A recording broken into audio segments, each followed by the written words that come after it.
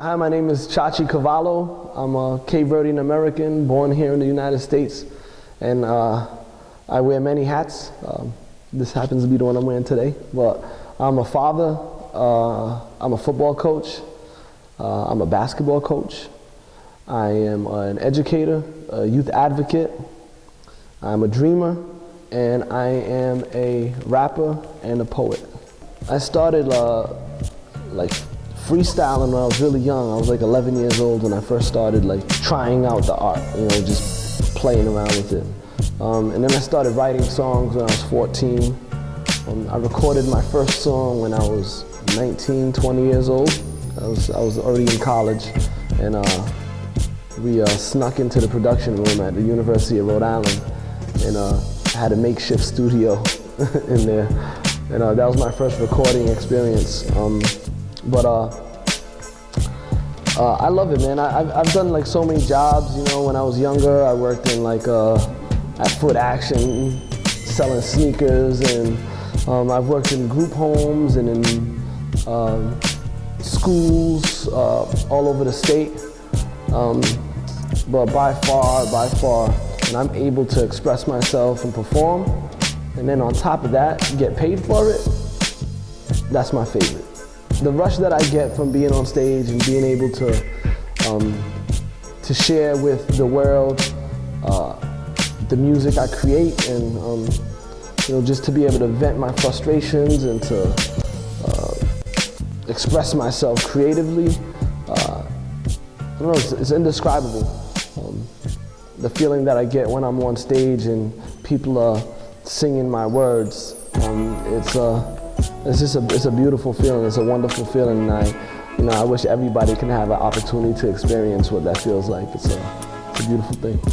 That hobby turned into a passion for writing, and as I was like expressing myself through writing songs and writing poems, I realized that it actually enhanced my writing when it came to the world of academics.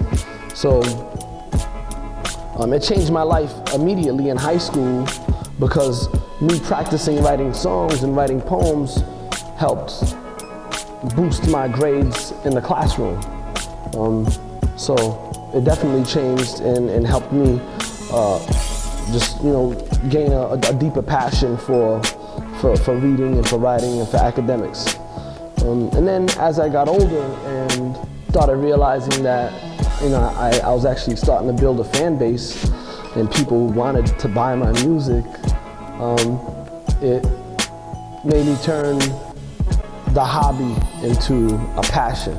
And anything that's passion driven, you make time for. So even though I was juggling school and juggling working, and even now as a father and juggling working, full-time job, and juggling, raising my children, and finding time to do the things that I love to do, it's still something that I make time for.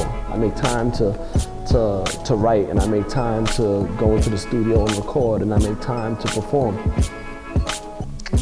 So it's changed my life for the better.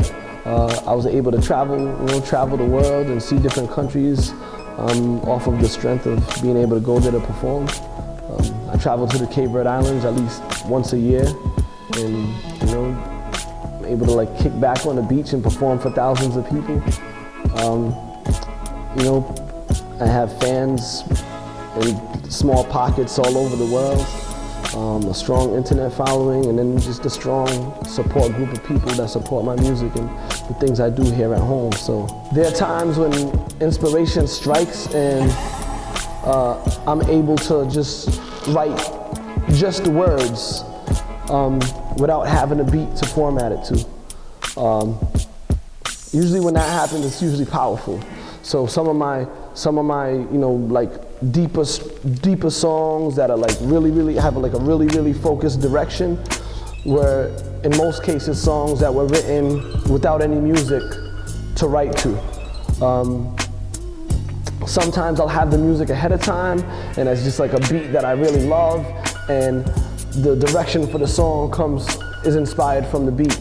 So sometimes I'll actually write to the beat, and usually in those cases I'm able to to play around and bounce back and forth with the instrumentation and, use dips in the music to provide, areas of, messing around with my words. So, I like using absence of music to get creative with the wordplay. And then sometimes,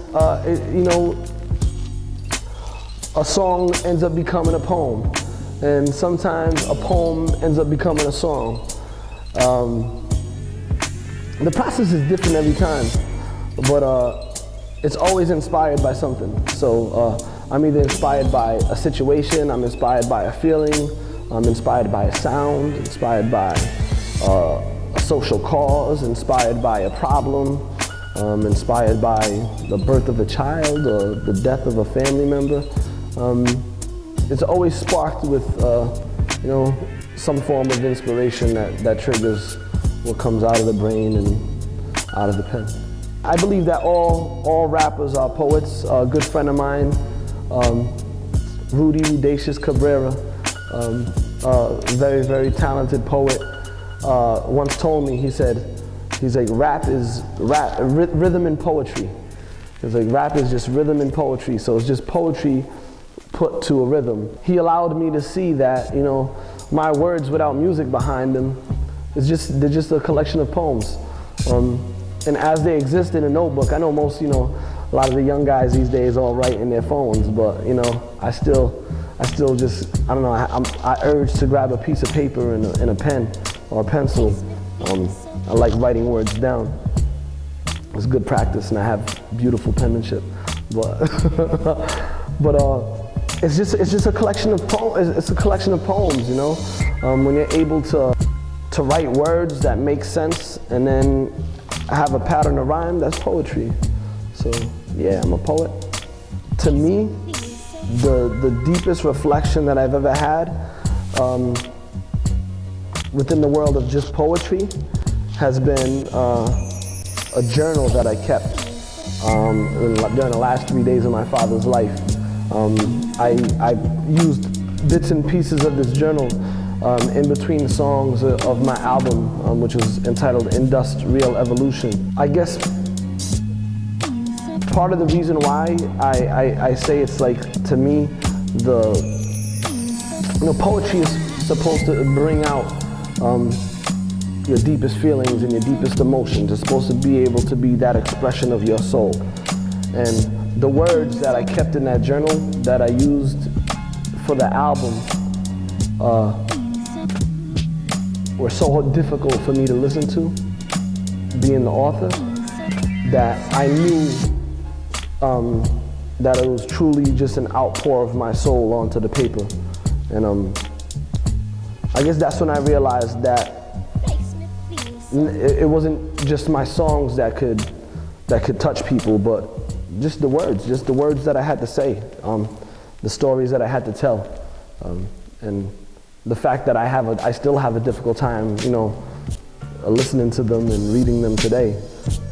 There's a few songs of mine that I've never been able to perform because they were just so personal, and they bring back so many like, strong emotions that I just have a hard time getting through them. So I think it's that, when you're able to write words down and release something that's inside of you, that's so powerful that you have a hard time reading them. I guess that's when that was like the closest connection I had to. I was like, man, this is powerful stuff. Yeah, I love it, man. It's changed my life for the better. It is what I do, and it is who I am.